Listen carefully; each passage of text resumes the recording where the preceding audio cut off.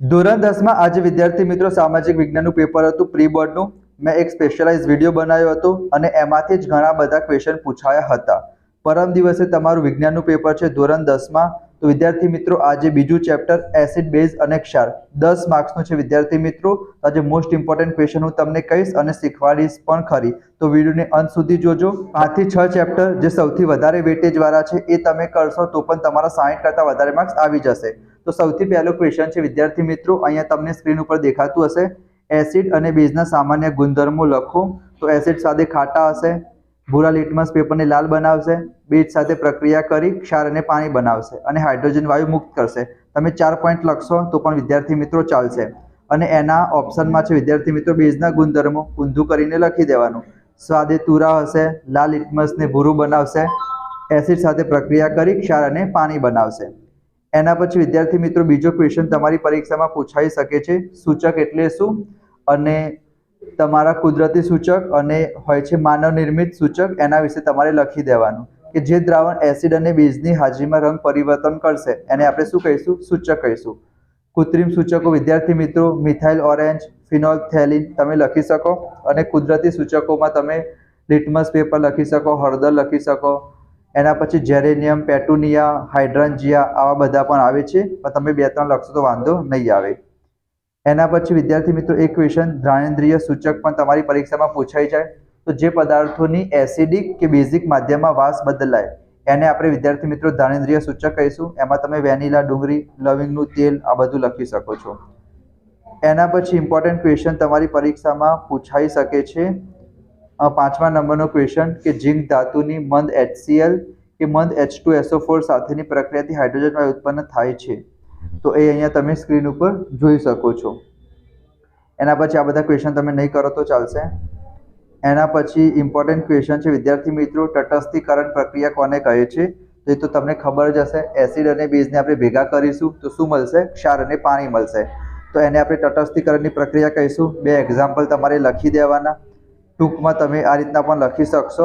જે important question છે વિદ્યાર્થી મિત્રો 2 માર્ક્સમાં પૂછાઈ શકે છે.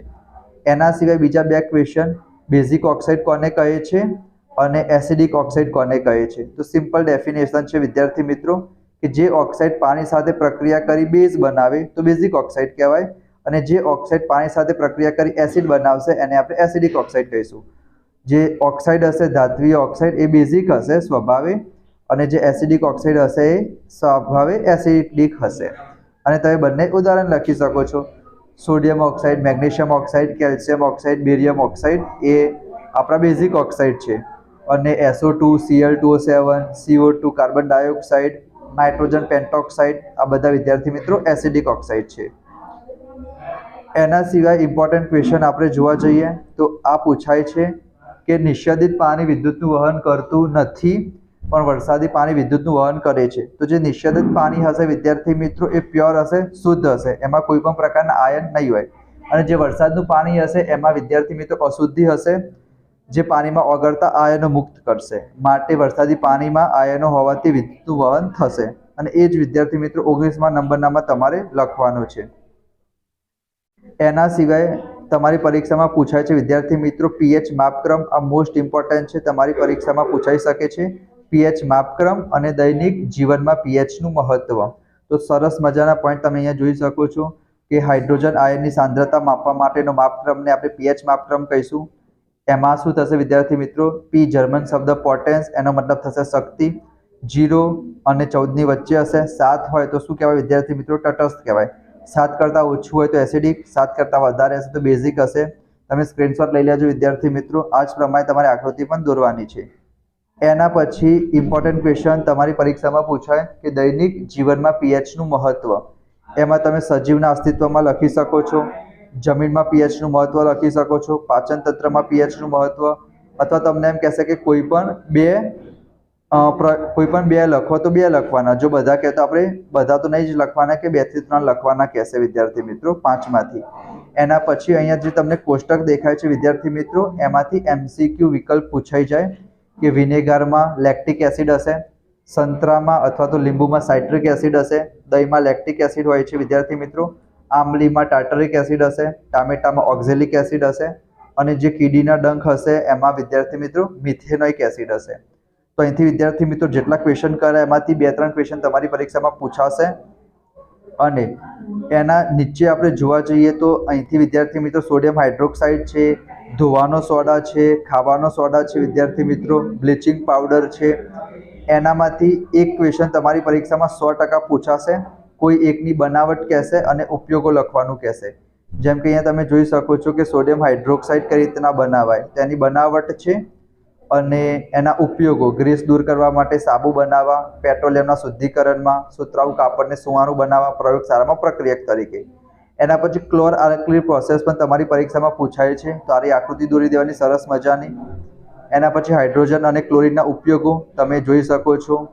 સ્ક્રીનશોટ લઈ લેજો. આની હું તમને PDF પણ આપી દઈશ વિદ્યાર્થી મિત્રો, વિડીયોને અંત સુધી જોજો. બ્લીચિંગ પાવડરની બનાવટ તો ક્લોરીન અને કેલ્શિયમ હાઇડ્રોક્સાઇડ બંનેને ભેગા કરીશું તો આપણને મળશે બ્લીચિંગ પાવડર, જેને કહેવાય કેલ્શિયમ ઓક્સીક્લોરાઇડ. અને આ વિદ્યાર્થી મિત્રો ઓબ્જેક્ટિવમાં પણ પૂછાઈ શકે છે.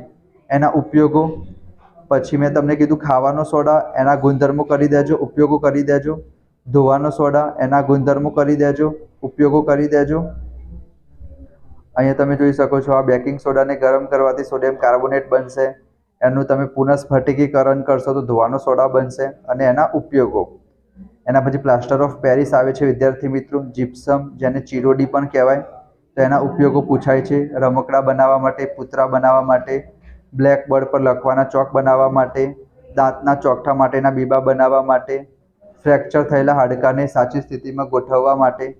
તો વિદ્યાર્થી મિત્રો આ મોસ્ટ ઇમ્પોર્ટન્ટ ક્વેશ્ચન છે જે તમારી પરીક્ષામાં 100% પૂછાશે જ. પરમ દિવસની પરીક્ષામાં બીજા ચેપ્ટરમાંથી બીજા બધા વિડીયો પણ આજે જ હું તમને અપલોડ કરી દઈશ. તો પ્રથમ વખત તમે જોઈ રહ્યા હોય તો ચેનલને સબસ્ક્રાઇબ કરી દેજો વિદ્યાર્થી મિત્રો. તમારા દોસ્તો સાથે શેર કરજો. તો મળીશું આપણે નેક્સ્ટ વિડીયોમાં. ત્યાં સુધી જય Shri Ram. Thank you so much friends.